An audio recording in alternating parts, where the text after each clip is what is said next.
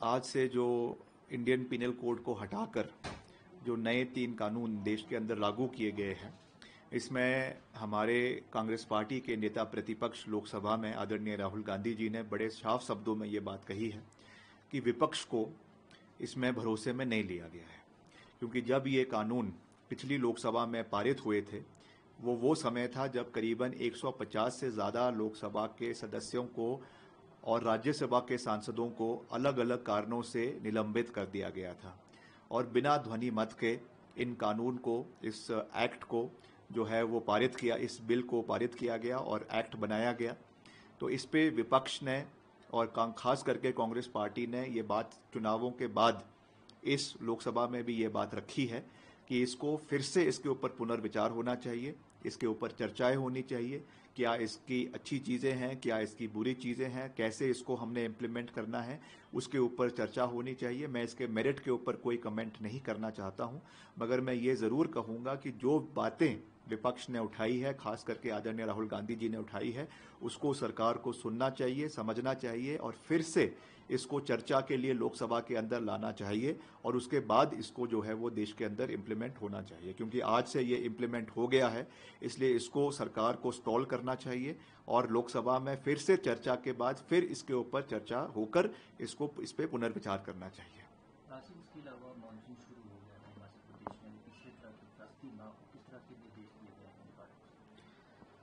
देखिए, इसके लिए हमने पूरे तरीके से कार्रवाई करी है। कुछ ही दिन पहले मैंने एक ऑनलाइन बैठक सभी हमारे एक्सीएंस के साथ, हमारे चीफ इंजीनियर के साथ, हमारे एससीज के साथ, हमने पूरे प्रदेश के अधिकारियों के साथ करी है और किस तरीके से हमें इसके लिए प्रिपेयर्ड होना है, चाहे मशीनरीज लगानी है, ब्रिजेस जगह जगह पे डिप्लॉय करने हैं, बेली ब्रिजेस लगाने हैं या और लोगों की मैन पावर इलाके में होनी चाहिए, उसके लिए हम पूरे तरीके से हमने प्रयास किया है और आने वाले समय में इस पर हमारी पूरी नज़र है। जिला प्रशासन के साथ हम कोऑर्डिनेट कर रहे हैं, हमारे रेवेन्यू डिपार्टमेंट के साथ हम कोऑर्डिनेट कर रहे हैं और मिलकर जब भी अगर ऐसी कोई स्थिति बनती है तो उसे निपटने के लिए हम हर संभव प्रयास करेंगे। आप अभी हाल ही में केंद्रीय मंत्री से भी मिलकर आए हैं, जिसका आश्वासन मिला है? देखिए, सरकार नई सरकार बनी है और ये हमारा दायित्व बनता है कि हम जो हमारे विभाग के संबंधित मंत्री हैं उनसे जाकर मिले। मैं उसी तर्ज पे जो हमारे सड़क मंत्री है आदरणीय श्री नितिन गडकरी जी, उनसे जाकर दिल्ली में मिला और जितने भी हमारे हिमाचल के विषय लंबित पड़े हैं, चाहे वो सीआरएफ के हैं, चाहे वो आपके एनडीआरएफ के हैं, चाहे वो नेशनल हाईवे के हैं, चाहे वो एनएचएआई के हैं, उनको हमने उनसे उठाया है। कईयों में उन्होंने हमें सहयोग भी दिया है, कुछ सड़कों के लिए बजट का भी उन्होंने आश्वासन दिया है और कुछ और ऐसी चीज़ें हैं जिसके लिए मैंने उनको हिमाचल आने के लिए भी निवेदन किया है ताकि वो खुद इस बरसात से पहले हिमाचल के अलग अलग क्षेत्रों का दौरा करें और जो भी नुकसान पिछली बारी भी हुआ है उसमें कैसे रेस्टोरेशन का कार्य चल रहा है, उसमें क्या और सहयोग की आवश्यकता है, उसमें भी पूरा सहयोग केंद्र का मिले। तो इसलिए मैं उनसे मिलने गया था और आने वाले समय में जो हमारे ग्रामीण विकास मंत्री हैं उनसे भी मिलेंगे और शहरी विकास मंत्री हैं, मैं उनसे भी मिलूंगा, क्योंकि हम चाहते हैं हमारे शहरों के लिए भी बड़े प्रोजेक्ट्स हिमाचल के लिए लेकर आएँ। आज ही मैंने जो हमारे सेक्रेटरी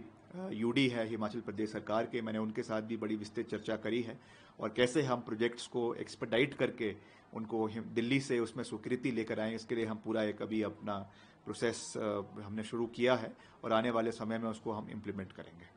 जैसे अभी बरसात शुरू हो गई है, तो चल रहा है इसका काम है, सड़क के किनारे नालियाँ वगैरह है, उसको क्लीन कर दिया गया है, क्योंकि मेन कारण